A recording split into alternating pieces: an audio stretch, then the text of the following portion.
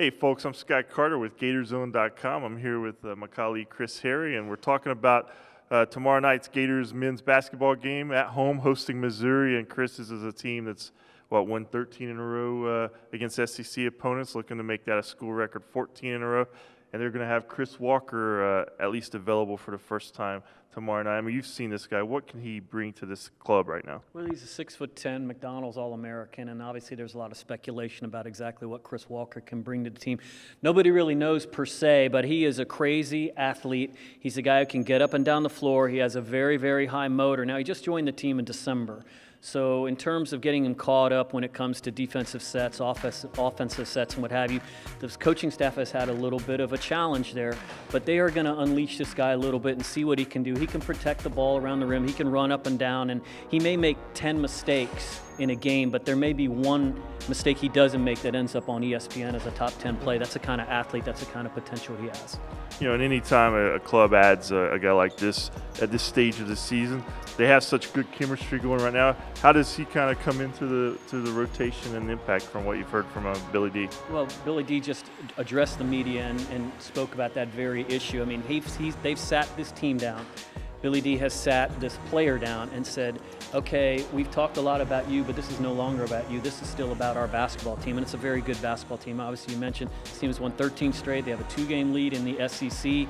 They're playing great defense. He can certainly help with that, whether it's 2 minutes, 4 minutes, 8, 10 minutes here. But they do not want to mess with this chemistry. But all these guys get along. They have the connectivity that Billy Donovan wanted entering the season, and they don't want anything to mess with that, and that's the message to Chris Walker, and I think he understands that, having talked to him yesterday.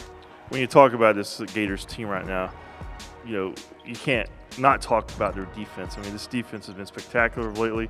Held Texas A&M to 36 points on Saturday. What are you seeing that makes them so good defensively right now? Well, they're playing team defense really, really well. And you mentioned Texas A&M. That was the fewest points they'd scored since 1955. Tennessee had the fewest points it had this season. Mississippi State last Thursday night had the fewest points it had this season. So these guys are where they're supposed to be. There are going to be breakdowns when you're playing this aggressively and extending their defense and what have you.